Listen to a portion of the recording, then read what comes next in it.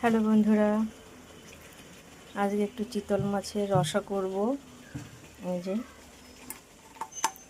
মাছগুলো ভেজে রেখেছি, এখানে যে আলু ভেজে রেখেছি,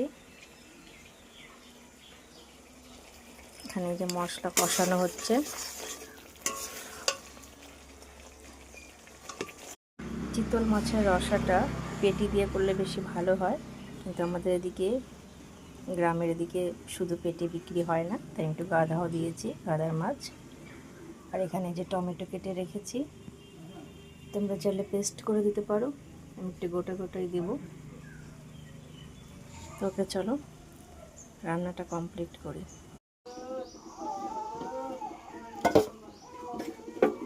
বন্ধুরা দেখো, আমার চিতল মাছের রসা রেডি হয়ে গেছে।